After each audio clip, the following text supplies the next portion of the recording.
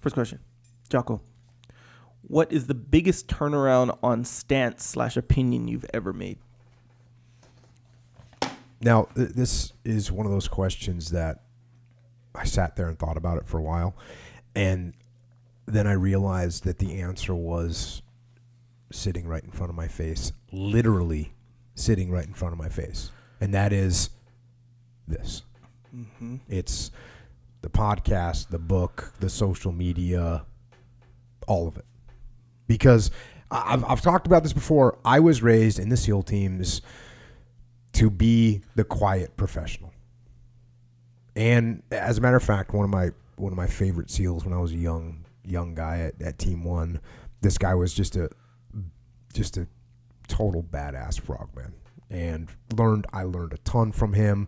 And he was actually, some people say, oh, that guy's good at everything. This guy was actually awesome at everything. Like everything that there was to do, at shooting, at fighting, at climbing, at tactics. Everything that he did, he was awesome at. And he was super hardcore, just tough. And in fact, one of the stories about him is that when he joined the Navy and he had to come to boot camp, I guess in San Diego, he paddled a kayak from where he lived to get to San Diego. And he was 17 years old, by the way. He was just a 17-year-old kid, joined the Navy when he was 17, and then had no way of getting here. So take a kayak, put it in the water, and paddle to San Diego. I don't know. That seems to be the smart way to do things. Sure. And so back in the day, he had a hat.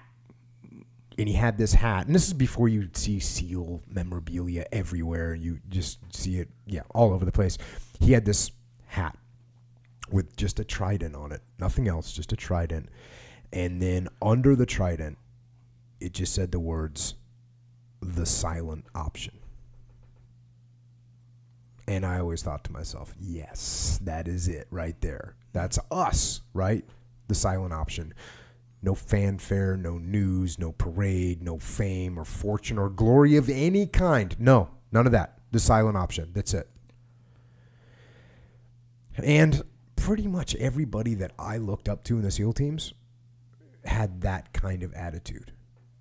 And there's something that is obviously so pure about that attitude. So selfless. That none of what you did as a SEAL was ever for any kind of recognition, ever. And that to me was sort of the code. Now, there were people that stepped out from that code. And while it certainly wasn't encouraged, it wasn't really ridiculed either. I mean, people did it. People wrote books. And it wasn't looked that down upon at the time, unless you were a bad team guy. If you were a bad SEAL, or if you were a guy that had a bad reputation, you would be crushed in the SEAL teams, amongst the team guys in the community.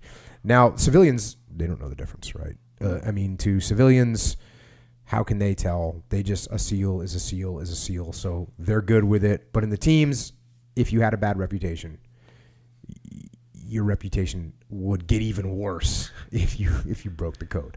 So when I retired, I had zero intention of going public, right? Of becoming this. And then when I started working with civilian companies, and Leif and I formed the company Echelon Front, and we realized pretty quickly that there's a big need for people to learn what we had to teach. And really quickly, the demand for us to write this down and be able to give it to people grew, and it was really obvious to us. So when that started, and we wrote it down, and then that started to transform. This idea of what we had written down started transforming into becoming a book, like a legitimate book. I got really nervous and scared and kind of almost sick, right? I was definitely very weary about it. And I think I did some little self-sabotage along the way, just a little bit here or there. I don't know, this is probably not going to, I think I did some of that stuff. I'd have to think about it. In fact, I know I did some of it because it's kind of an all or nothing proposition, right? You're either do it or you don't do it. And I guess you could try and use like a pseudonym, But then that's not me, right? I'm not going to make up a personality, right? And not be me, right? So that wasn't really an option. And furthermore, I knew that doesn't really last either. I mean, the pseudonyms, eventually people figure out who they are, and so that's the way it works. And I think the thing that finally made me say, okay, I'm going to do this, is that as I decided, like, okay, I'm going to do this, I just kind of knew I wasn't going to be anything else other than what I was, right? I'm not going to try and put on some persona or be something that I'm not. I'm just going to be me. And I've got, that's what I'm going to do. And so that's what I did. The me that is here is just me. There's nothing special. That's just who I am. And that's all I did, was basically expose what I am to, people in the public. Now, the thing is, now that I actually am out there a little bit and people can kind of see me in the world, right? There's definitely some things that I don't like about it. Or I shouldn't say I don't like them. There's some challenges, right? There's some challenges there. For instance, you're being watched all the time. You're being followed and you're being judged. And those things right there are coincidentally the exact same kind of challenges you face when you're in a leadership position that I faced when I was in a leadership position. Oh, people are watching me. Oh, people are judging me. I'm used to that. That's what it was like when I was in the SEAL teams. And just like when I was in the SEAL teams, I always tried to stay true to what I believed in and what I believed was right. And not to say I never made mistakes. I obviously did. But I always gave it my all to do the best job I could do and to take care of my guys, my brothers, and my friends. That's what I always tried to do. And really, that's all I'm still trying to do, is just to give something back, to pass on some of the little things that I learned along the way. And really, when I get the feedback from my SEAL teammates, from guys that are still active duty in the SEAL teams, from soldiers and Marines that are retired, or guys that are still on active duty, or guys that transition to the civilian world, all those guys from the front lines that are on the front lines right now. And then guys that are law enforcement and firefighters. And when that whole crew, that whole group of people send me some kind of thanks, it's awesome. And in addition to them, and I don't know if this is surprising or not, but I hear from just everyday normal people too, civilians, right?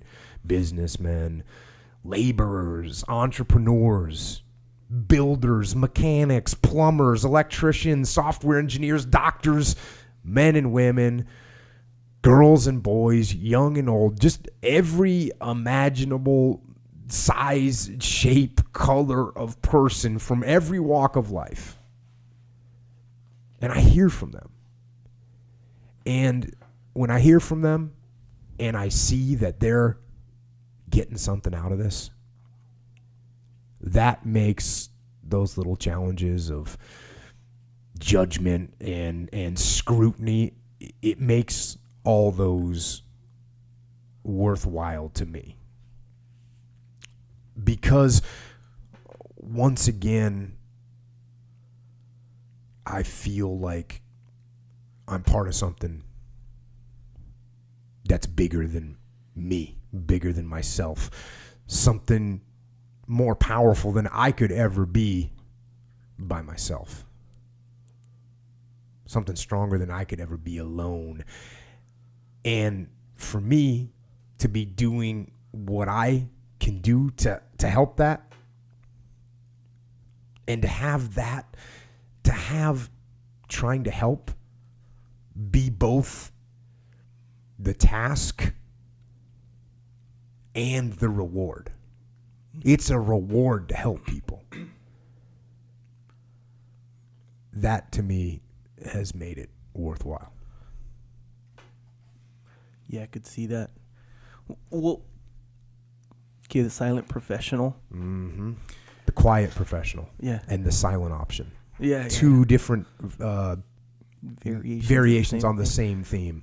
Is that because if that wasn't there, I would imagine you'd get a bunch of, hey, look at me, I was such a badass, and all these stories, and because I think that like what you and Leif have, and even this podcast and stuff, sure, there's like references to war, but it's not about like, ooh, let me spin all the cool tales that the war that I went through and stuff like that. It's more about like the actual principles of leadership and what can be effective, Even though I know the general public would probably want to hear every last cool story on how you saved this person or, killed all these bad guys or whatever, everyone would want to hear that.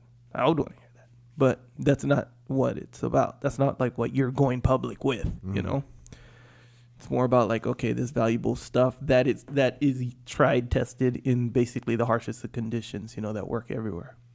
And like, that's the valuable part. I don't even know if that's even like seeking glory in any way.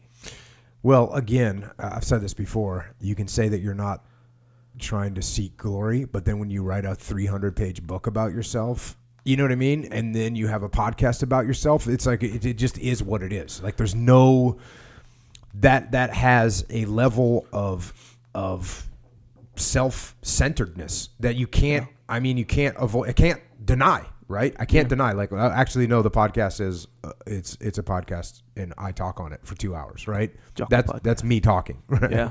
So there is a level of that you can't escape from. And I don't know if I talked about this before, but that book, The Electric Kool-Aid Acid Test, which maybe I'll do, but it's about the hippies and the drug revolution. Well, there's one part of it where this guy is listening. He's up in Haight-Ashbury in San Francisco, and he goes on this tangent about how what they're saying is me, right. me, look at me. Yeah.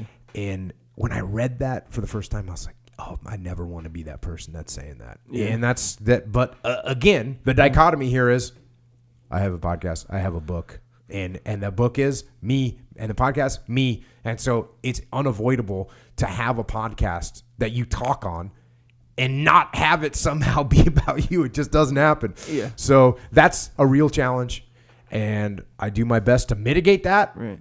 But you can't stop it. It is factually a podcast that I'm in. It is factually a book that I wrote. Right. It's a book that factually Leif wrote. So that's just what it is. Yeah. And so you can't take those away. The only thing that mitigates that feeling from me is, again, what I just said, is when I got soldiers, Marine, when I got SEAL teammates of mine that are fired up, and they're saying, hey, that was awesome. Thanks for that one. This was great. I never knew that, or whatever they're going to say. Yeah. Right. And then on top of that, you get civilians that are saying, hey, I stopped using drugs because of your podcast. That is awesome. Yeah. I don't like drugs. And so when somebody tells me that they stopped using drugs because of the podcast, that makes me feel very gratified. When somebody calls me up, somebody on Twitter just said a guy's like 53 years old. And he said, hey, I've lost X amount of pounds, 40-something pounds. And he said, I just did the first legit pull-up of my life. 53 years old. Yeah. 53 years old, just did the first legitimate pull-up of his life. He's like, thank you. Yeah. That is worth the daggers that stick me in my brain, because I know I sold out. Yeah. Right? I sold out. But that's what it is. Is it just in your? I mean, do you get like scrutiny from people at all for quote unquote selling out, or is it? Not or really. Do you think? My bros in the teams are fired. They're right. Yeah. That's what I would think, and it is because the whole dynamic. I mean, you gotta be like Jocko Podcast. It's called Jocko Podcast. It's about mean, you kind of have to do that. There's a small element of that you have to include about yourself. Yeah, for credibility reasons, all this stuff. But then aside from that, it's valuable stuff. It's not glory seeking stuff at all. This is like stuff that's helpful. Yeah. It'll help, like the stuff that you can benefit from this podcast, from the book. If the people in your neighborhood all incorporated these principles into their life, it'd be a better neighborhood. So it's not like, I'm just this, look at me, I'm a warrior. It's not that. No. So it makes it worth it. I mean, I dig it though, that like tradition, let's just say if there's like a person who's like, hey, hey, I dig what you're doing, but you shouldn't do that. That's the code. That's the tradition. That's the code you sold out. I would understand that, but I think that's just like, you're not looking at the big picture. Yeah. Yeah, no, it definitely was. When I hear from active duty military, when I hear from my SEAL bros that are telling me this is awesome, that makes it worthwhile to me, and that's sort of why I keep doing it. That, and again, these civilian folks that are out there that are just changing their lives, and again, whenever they say, "Oh, thank you," I say, "I didn't do anything. You did it." That guy that did his first pull-up. His first legit pull-up in 53 years of life. You know what? That's awesome. I didn't do that pull-up. He did it. He had to put all the work in. All he did was change his attitude and get in the game. Yeah. And now he's, having a much better situation in his life. Because your life is better. If you go from 0 pull-ups to 1, your life just got better. Yep. Your life just got a lot better, as a matter of fact. Yeah. So, yeah, but it was interesting as I sat here and talked about when I thought about the question, the biggest turnaround. I've been really pretty steady in my beliefs for a long time. I mean, about this, you mean? No, just in general. In general, if you were to interview me now and you interviewed me 10 years ago, they'd be close. I was probably a little bit dumber 10 years ago. I was dumber 6 months ago.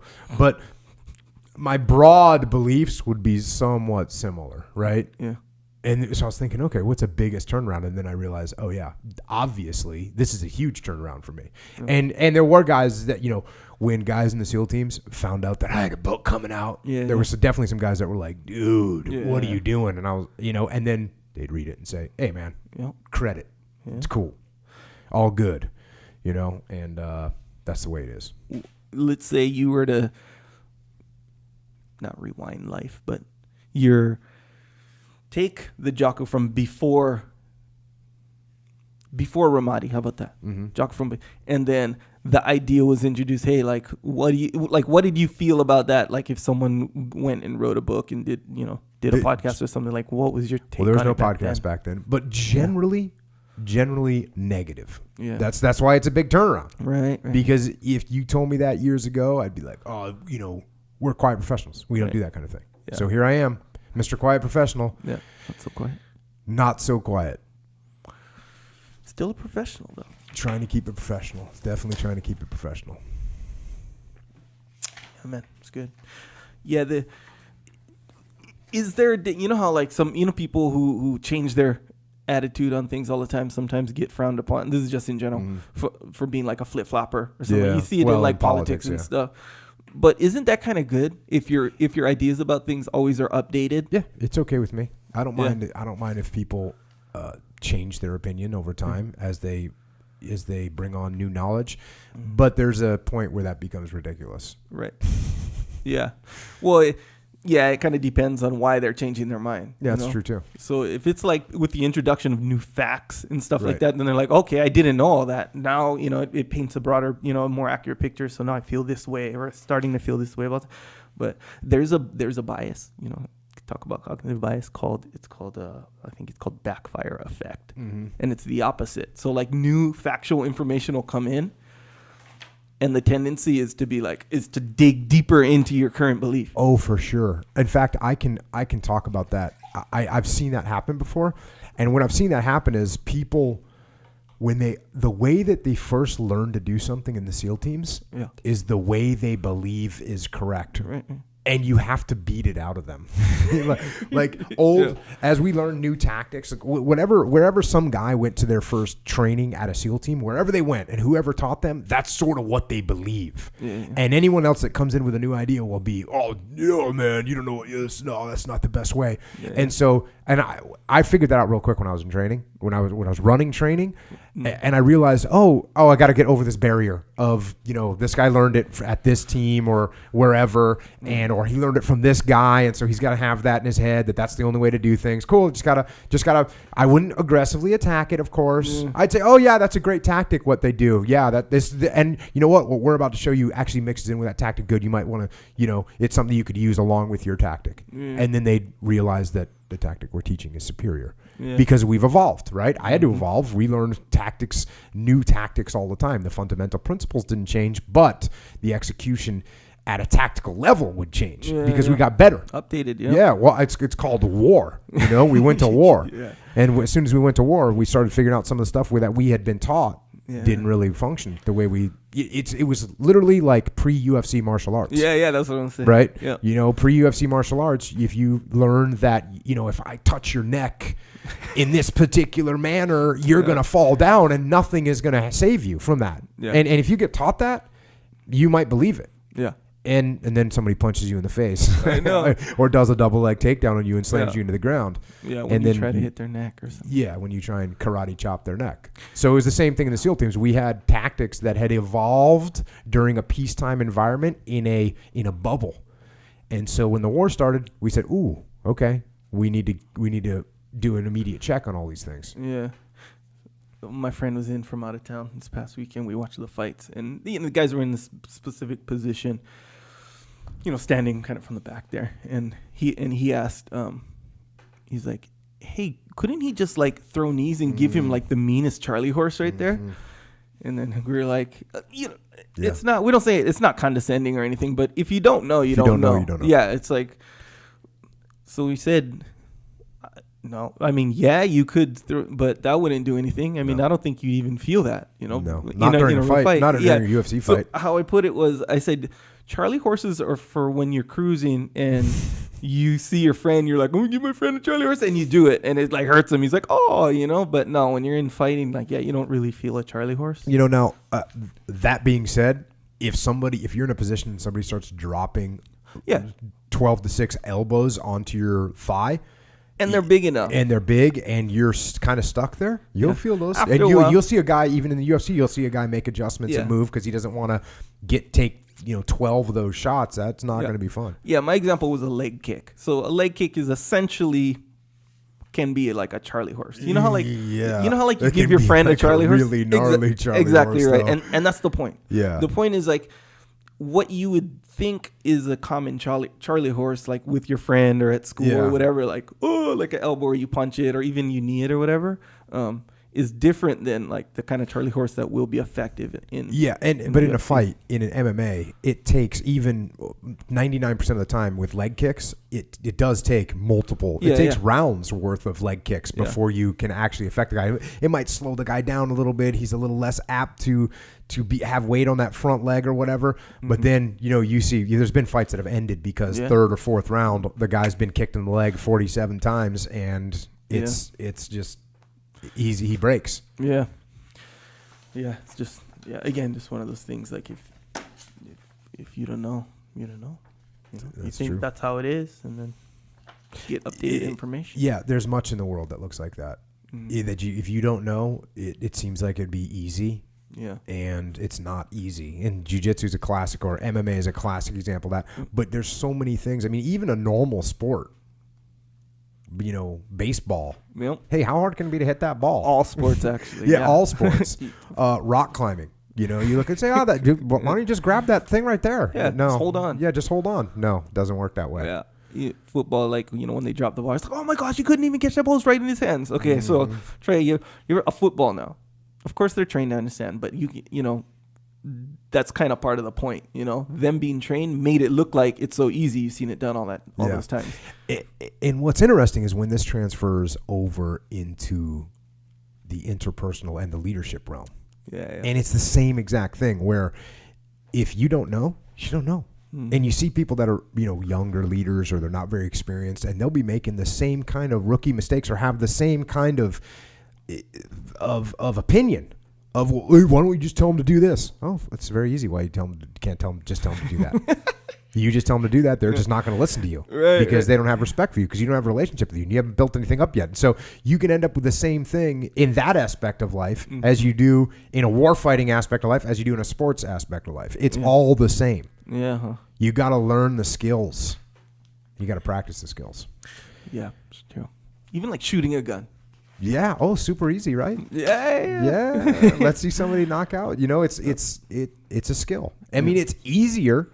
It's obviously easier to kill someone with a gun than it is with a knife or with your bare hands. It's an easier method, but yeah, you see this all the time. You see little gunfights where people shoot 20, 25 rounds at another guy and they don't hit him. Yeah. And they're only 10 feet away, So shooting is easier, but it still is a skill that you need to practice. I know, man. And that's not to mention just all the input they just firing it. Like on movies, the guy will be like one hand, whatever, boom, boom, boom, boom. A more accurate representation of how it would go is the kind of movies where the girl, they just totally demean women a lot of the times, when the girl grabs the gun and she's like, and she shoots it, and then it flies out of her hand. Oh yeah, that's probably pretty accurate if you never shot a gun. Well, yeah, if someone's never shot a gun before. Yeah, the first time I ever took my wife to a range to teach her shooting, and she was kind of that way, kind of scared and intimidated, and she was kind of almost shaking a little bit. And a half an hour later, I had her doing quick draws from the holster, gunning down targets. I said, yeah, you're over it now, aren't you? She says, shut up and reload my magazine. I'm like, okay, cool. We got this. Yeah. You ever seen those videos online? I mean, I don't know how much time you spend watching videos online, but they're more just for entertainment. But of people shooting big guns at it. And it hits them. It hits them in the face and stuff. Yeah, those are good. Yeah, if I'm going to spend time watching videos, I'm watching actually guys that are good, that have some knowledge to put out on shooting. Right. Stuff you can learn. Gotcha. So check. Although you can learn from watching somebody get hit in the face with a shotgun when they shoot it wrong. All right, awesome.